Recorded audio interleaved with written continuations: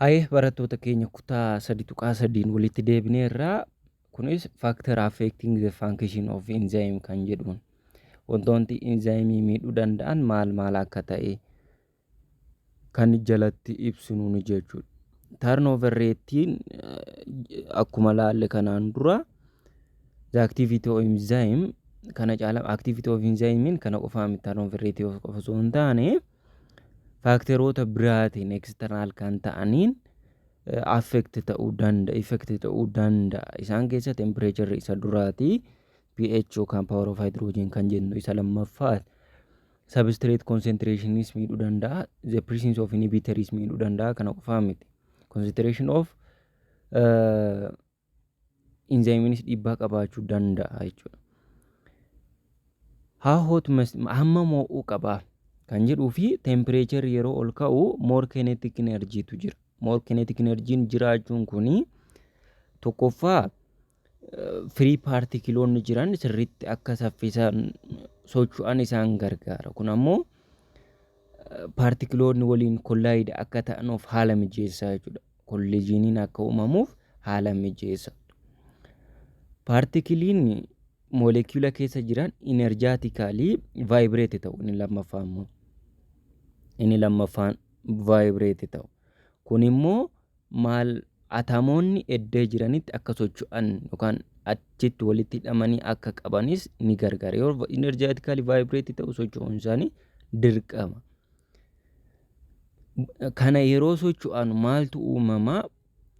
Boondiin isaan walitti qabeeru walitti hidheeru caccabuu jalqaba. Kun ammoo sheepiin enzyme keessumattuu active sitein enzyme kan substratein irratti dhufee bind ta'uu akka jijjiiramu isa taasisa jechuudha. Akka jijjiiramu isa taasisa.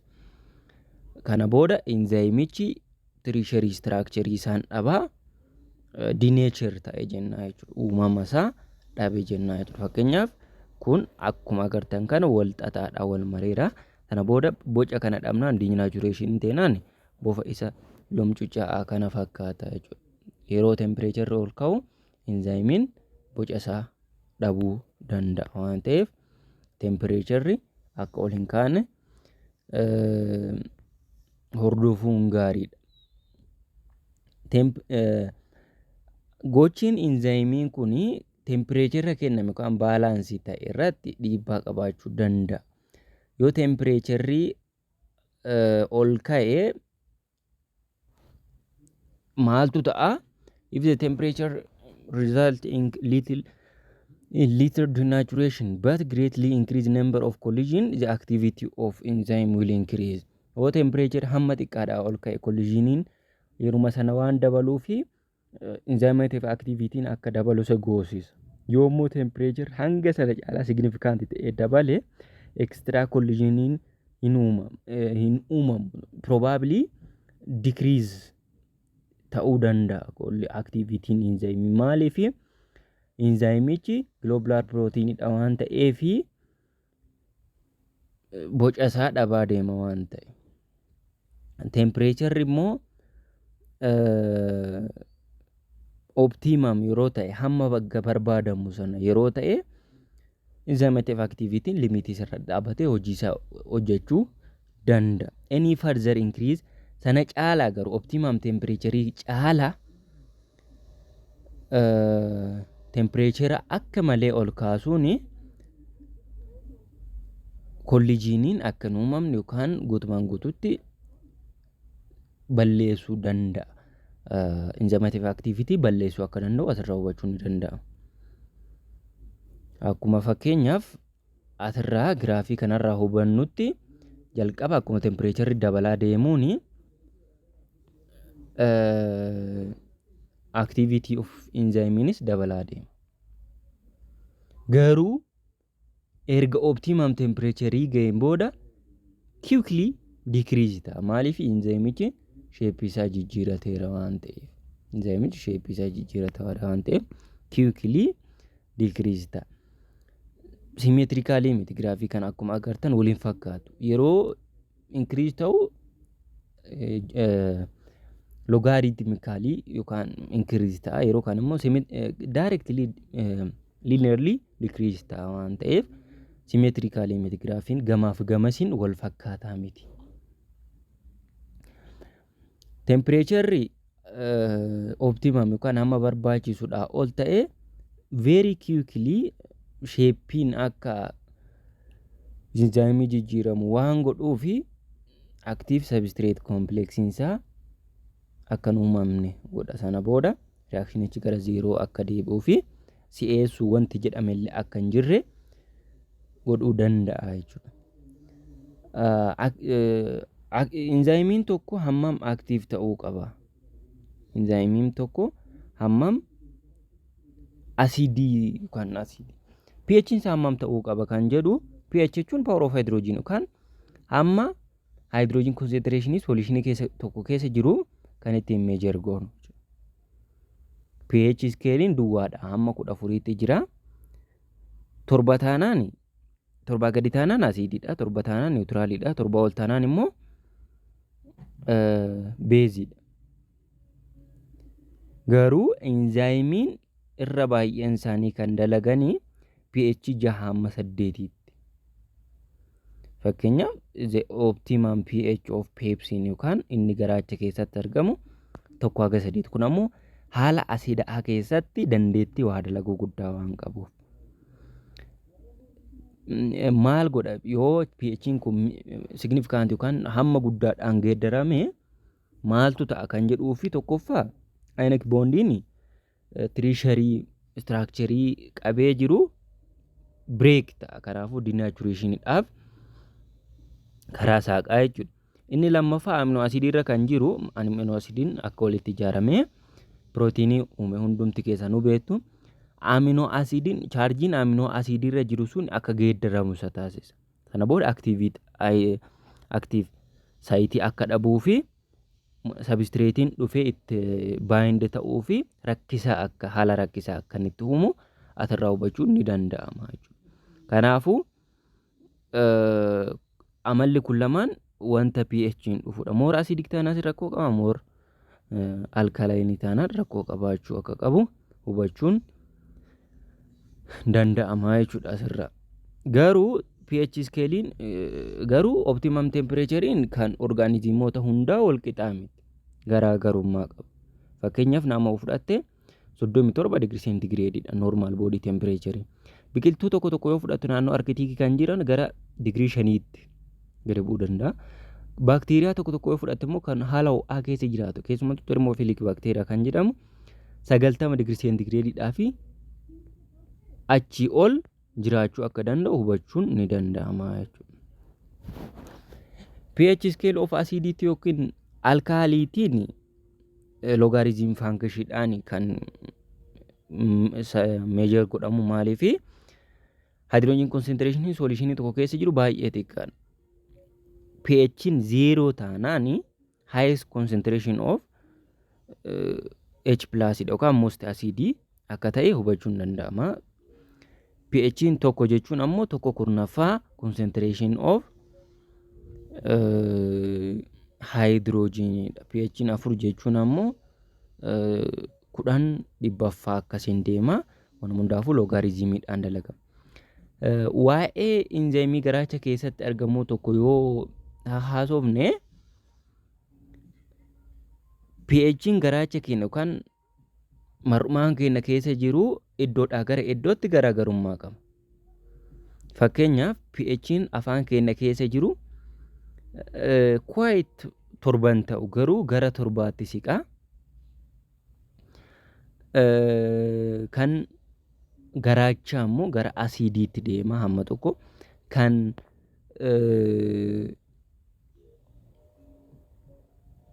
mar'umaan immoo gara beeziitti deema jechuudha hamma tokko jechuudha.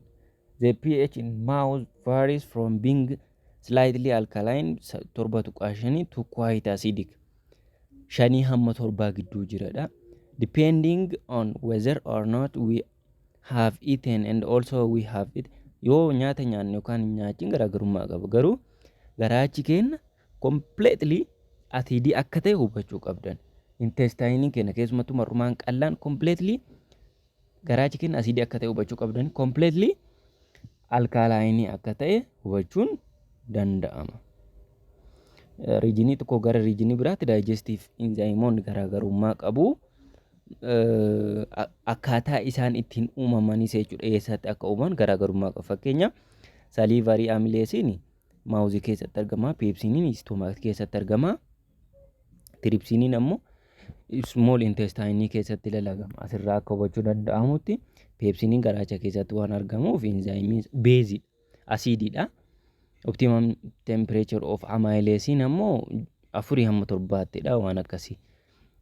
Garuu afaan keessatti argama 5-7 gidduutti argama jedhamees intilma 5-7 Optimum pH of for tiripsiniin immoo 7-9 yookaan beezii akka ta'e asirraa hubachuun hin danda'ama jechuudha. Kun temperature fi pH. Inni sadaffaa ammoo concentrationin substrate rakkoo qabaa. Concentrationin substrate rakkoo qabaa kan jedhu wajjin laallaa jechuudha. The activity of an enzyme depend on the number of substrate molecule per second that binds to form substrate complex molecule.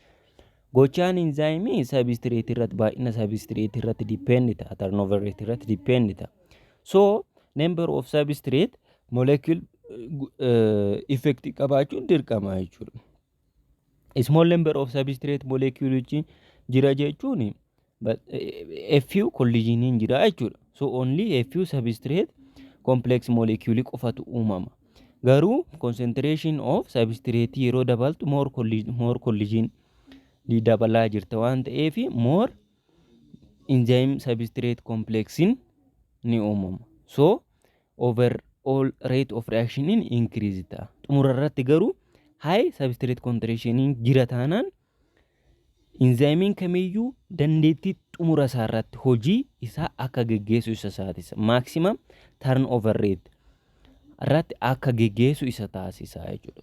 Tokkoon active site hojii akka dalagu isa gocha waan ta'eef spare capacity hin qabu. Sana booda hamma barbaadde concentration substrate hoo dabalteeyyuu dhiibbaa tokko illee hin qabu jechuudha. Maaliif enzymiin jiru hundumti isaa qabameera waan ta'eef akka hariira eeggachuutti ol duraa duuba taa'ee hamma enzymiin hojii isaa tokkoon xumuree gadi dhiisaa deemutti hojii isaa eeggachuun dirqama waan ta'eef jalqaba substrate concentration akkuma dabalaa deemtuun rate of reaction dabalaa deema. Garuu volume maximum yeroo ta'utti enzymiin kamiyyuu spare capacity hin jiru waan ta'eef enzymiin kamiyyuu rate xumura isaa irratti waan dalaganuuf sana booda dabaluun kee bu'aa tokko illee akka hin qabne hubachuun asirraa hin eegama jechuudha. How much yoo kana ta'e enzymiin kun iyyuu hammam ta'uu qaba kan jedhu yeroo wajjin laallu assuming constant large supply of substrate molecule each enzyme molecule will work at maximum turnover rate. Mee fakkeenyaaf large molecule of substrate tu jira haa jennu enzymiin kamiyyuu amma limitii isaaniitti amma jiranitti tokkoon isaanii hojiirra jira haa jennu. Kanaafu the rate of reaction will be directly proportional to number of enzyme molecules. The concentration of enzyme increasing concentration maal jechuudha kana jechuun rate of reaction in directly proportional to number of concentration of enzyme. Hamma enzyme jiru sana substrate isa jalqaba xiqqaate reaction speed isaas xiqqaadha. Garuu hoo enzyme concentration baay'ee ta'e speed isaas baay'ee hamma jiruratu hunda. Kanaafu concentration of substrate dhaa fi concentration of enzyme hariiroo sirrii wajjin qabu. Concentration of enzyme dabalte taanaan rate of reaction isin dabala. Garuu concentration of enzyme dabalu jechuun activity enzyme dabalu jechuun miti. Wanti hubachuu qabdan enzyme kamiyyuu hamma danda'e dalaga jechuun malee hamma danda'e hojii fi sirriitti dalaga jechuudha malee activity of enzyme yoomiyyuu kanaan hin dabalamu. Working maximum turnover rate irratti dabala malee enzyme kamiyyuu activity isaa hin dabalu. Enzyme activity isaa kan dabalu hoo apo enzyme fi cofactorii walitti dabalame malee waan substrate baay'ee dabalteef akka hin taane asirraa hubachuun ni danda'ama jechuudha. Asirraa hubachuun ni danda'ama. Experimentii investigate gochuuf jedha kana dubbisa. For each of your investigating you should think about the following kana variable hin jira. Kun experiment dha waan ta'eef osoo dubbichanii yaada jedhuun qaba. Kan biraa inhibitoroota inni afuraffaa inhibitoroota akkamitti inhibitoroota jechuun enzyme molecule complexin akkan uumamne warroota dhorkan jechuudha. Substance enzyme akka enzyme substrate complex akkan uumne dhorku maal jennaan inhibitor jennaan. Inhibitorii bakka namatti godha. Irreversible inhibitorii dhaafi reversible inhibitorii jennee iddoo lamatti qoonna jechuudha. Iddoo lamatti qoonna. Irreversible inhibitor kan jennu strongly enzyme wajjin bind ta'a. Yeroo baay'ee covalent bond uumu. Permanently guutumaan guututti structure enzyme sana jijjiira. Enzyme irreversible jechuun keessa kan hin deebine jechuudha mire hiikkansa keessa kan hin deebine. Tana booda moleculein akka dhufee active site irratti bind hin taane godhee activity isaa inactive akka isa godhu taasisa. Fakkeenyaaf painkiller aspirin kan jennu fakkeenya irreversible inhibitorii keessa isa tokkodha. Painkiller aspirin kan jennu kuni eenyu wajjin bind ta'a. Cyclooxidase kan jedhamu wajjin bind ta'a. Cyclooxidase kuni maaliif gargaara? Prostaglandins kan jedhamu oomishuuf gargaara. Prostaglandin kan jedhu kuni dhukkubbii akka namatti dhaga'amuuf yookaan dhaga'amuu dhabuuf kan gargaaru isaa kana jechuudha. Bind godhee sana booda irreversibly akka kun hin uumamne gochuu danda'a jechuudha. Dhukkubbii. Kan bira reversible inhibitory dha. Reversibly weak dha. Bond kan ta'es breakly reversible jechuun keessa kan deebi'u jechuudha mire. Cabee irraa deemuu danda'a jechuudha. Enzyme more again active carraan ta'uunsaa guddaadha waan ta'eef. Kanas iddoo lamatti qoonna reversible inhibitory. Competitive inhibitory fi non competitive inhibitor jennee iddoo lamatti qooduu dandeenya. Competitive inhibitor kan jennu competitive molecule shaping molecule sana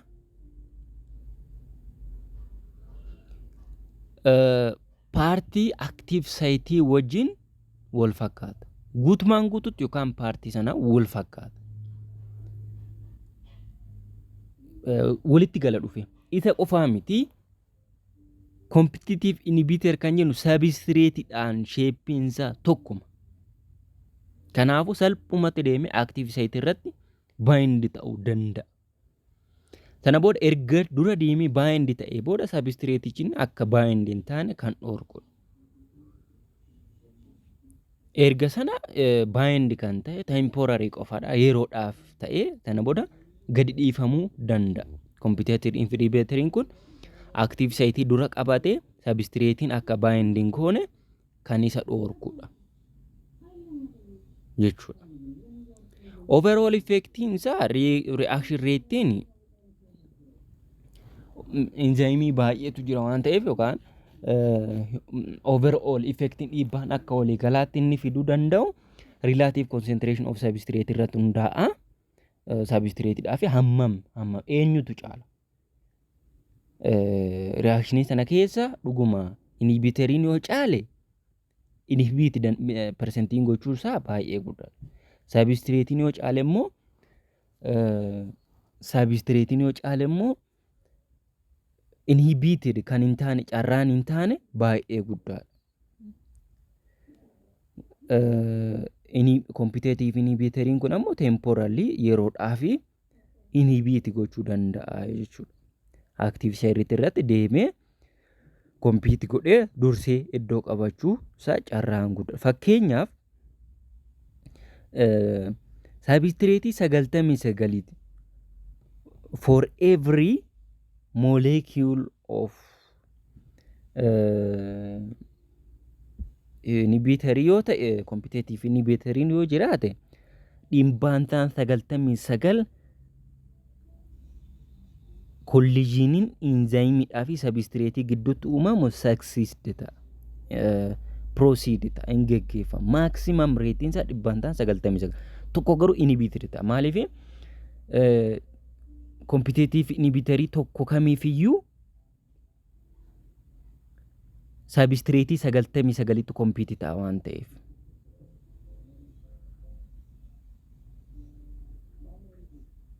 Fakkeenyaaf dhibbatu jira jedhani. Dhibba keessaa 99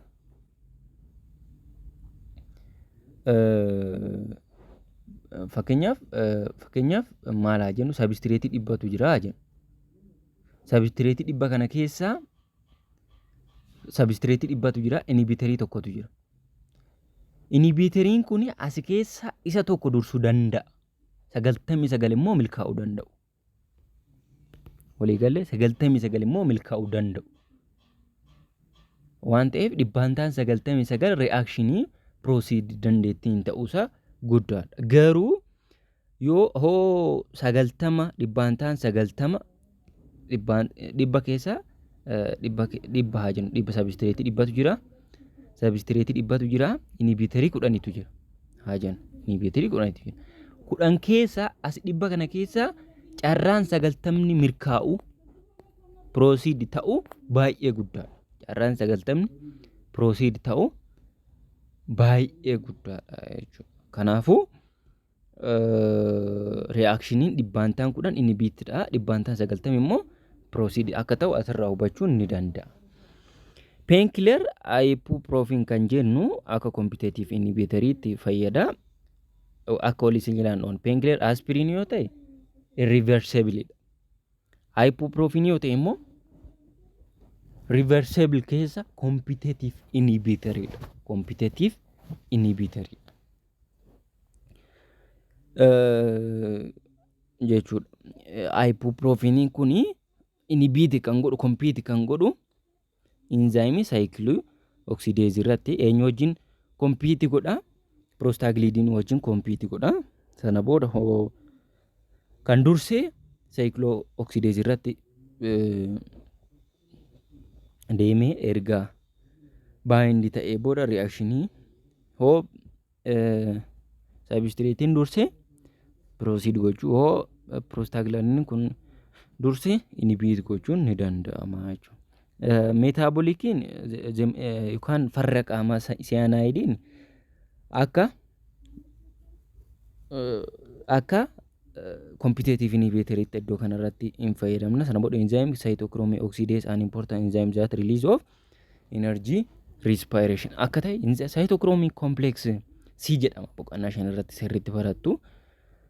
Xumurarratti electron transport chain keessa xumurarratti enzyme achirraa gad dhiifame elektirooniin achirraa gad dhiifame oksijiinii wajjin nyaatuun bishaan akka uumamu booda ni barattu jechuudha. Kanaafuu kompiteetiif inhibiitoriin eenyu wajjin kompiit akka godhu relative concentration of inhibitor and substratein asirratti dhiibbaa akka qabu asirraa hubachuun ni danda'ama.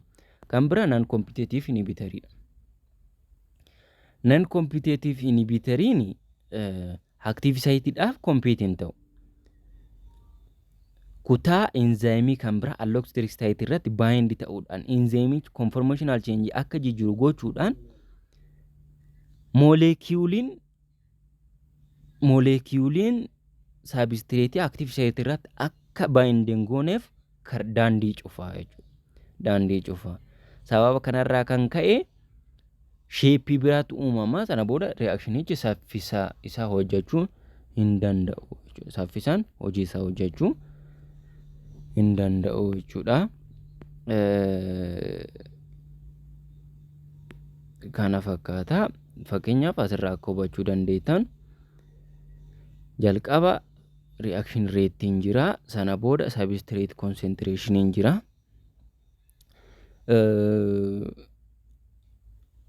Inhibitorii yoon jiran akkuma substrate concentration dabalaa deemuun rate of reaction dabalaa deemaa. Sana booda enzymichi maximum turnover rate irra erga dabalaa deemee booda erga hojjechaa deemee booda homaa dabaltus bu'aa waan hin qabneef constant ta'a. Garuu yeroo inhibitoriin jiru directly akka akkas deemu hubachuun ni danda'ama. Ni danda'ama jechuudha. Non competitive inhibitorii yeroo laalle immoo enzymichi fakkeenyaaf kun substrateedha, kun enzymiidha.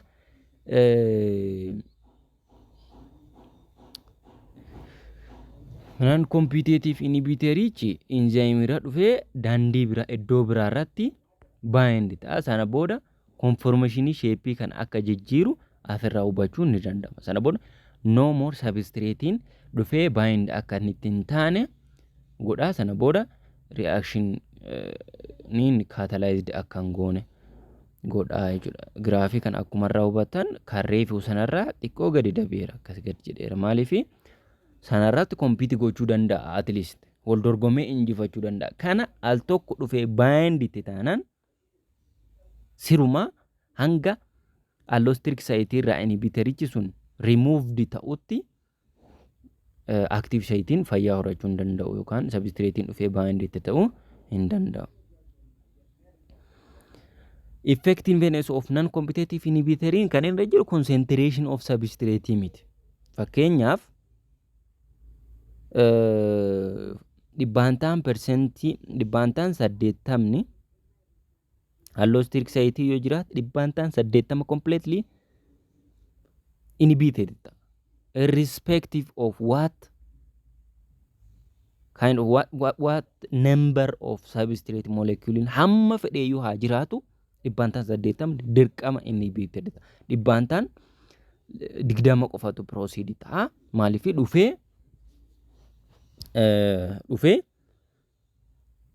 allosteric site irratti bind ta'a waan ta'eef jechuudha. Non-competitive inhibitorin particularly metabolic pathway regulate gochuudhaaf kan nu gargaaru. Isheen kun yeroo baay'ee qorumsa irra fidu akka hin dagan jechuun barbaada. Inni itti aanu how do inhibitor control enzyme activity in living cell. Seelii fayyaa qabu, seelii lubbuu qabu keessatti inhibitoroon akkamittiin enzyme activity control godhu kan to'achuu danda'u kan jedhu wajjin ilaalla. Reactioniin baay'een isaa controlled kan ta'u metabolic pathway kan reactionii tartiiba qabu keessatti fakkeenyaaf substance A jira, enzyme tokkoffaadhaan regulate ta'a, substance B jira, enzyme lammaffaadhaan regulate ta'a, substance C jira, enzyme sadaffaadhaan regulate ta'a. Haala kanaan kan controlled ta'an keessaa isa tokko. Reactioniin kun sequenceedhaan deema, tartiibaan to'atameera. Tokko asi keessa inhibit godhe taanaan resultiin hundi hin bada. Fakkeenyaaf faayidaan D substaansii seelii keessatti yoo hir'ata ta'e concentrationin D seelii keessatti baay'ee dabala seelii keessatti. Sana booda hoo maaltu ta'a kan jedhu least inefficient yookaan producing something that is not maal jedhama wanta hin barbaachifne seeliin uumaa jira waan ta'eef inni D kun deemee concentration isaa qaama keessatti baay'ee guddaa taanaan toxic ta'a. miidhaa geggeessuu danda'a qaama keessatti. Reactioniin kanneen akkanaa end product inhibition jedhama. Kanaan control ta'a. Kana jechuun maal jechuudha? Isa xumuraas inni xumuraa deebi'ee hin fayyadu waan ta'eef inni xumuraa deebi'ee kan jalqabaa kanarratti dhiibbaa fida. Akka hin oomishne godha. Akka hin oomishne godha. Kun maal jedhama? End product inhibition jedhama jechuudha. Substantiidiin akka non competitive inhibitoriitti fayyada. Maaliif substance A allostertic site irratti dhufee bind ta'ee enzyme waan allostertic site irratti dhufee bind ta'ee enzyme waan hojii isaa akka hin dalagne godha waan ta'eef A'n gara B'tti converted hin ta'u. Kanumarraa kan ka'e reactioniin guutumaan guutuutti halted ta'a. Hin dhaabbata jechuudha. Metabolic pathway'n mulu በሙሉ guutumaan guutuutti dhaabbatee hamma D sana qaama keessaa yookaan reactionii sana keessaa balleessitutti yookaan hir'isutti reactionichi itti fufa jechuun hin danda'amu jechuudha. Reactionichi itti fufa jechuun hin danda'amu. Karaa biraatiin immoo isa fuudhu jechuun D kana qaama keessaa hir'isu kan balleessu jechuun activatoriidhaan fuuta. Activatorii jechuu dandeenya. Enzymes are often kept inactive in cell by inhibitor and activated by specific enzyme tokko inactive ta'a. Isa xumuraa kanaan deebi'ee activatoriidhaan activate fayyadamne fuudhuu dandeenya. Fakkeenyaaf 3.2 kanarratti kan ibsame ilaaluu dandeenya. End product inhibitioniidha. Maalidha asirratti jalqaba teerooniinii kun jira. Teerooniiniin kun fakkeenyaaf intermediate N gara maaliitti enzyme teerooniiniin kun enzyme waadhaan gara intermediate A'tti geeddarama. Intermediate N kun enzyme 2dhaan gara intermediate B, intermediate D, intermediate jedhaatti fufu. Jedhaatti fufu. Xumurarratti isoleuciniitti uumama. Xumurarratti isoleuciniitti uumama. Maal jedhaa? The amino acid threonine is converted to another amino acid and deeme isoleuciniitti geeddarama. Isoleuciniin kun qaama keessatti akka non competitive inhibitoriitti fayyada. High concentration of isoleucinin more and more deeme kan jalqabaa sana miidha waan ta'eef pathwayin guutumaan guutuutti dhaabbachuu danda'a. Concentration of isoleucinin qaama keessatti baay'ata taanaan deebi'ee enzyme jalqabaa miidhuu danda'a waan ta'eef piroosesiin guutumaan guutuutti dhaabbata jechuudha. Baayoloojii kutaa 11 boqonnaan 3 kana fakkaata ture. Waan hordoftaniif galatooma. Isinitti tole like gochuun dagatina. Review questionii kana dalagdanii osoo comment gootanii natti tola. Nagaa fayyaan dhabina. Hanga boqonnaa biraatii walitti deemnutti nagaan tura.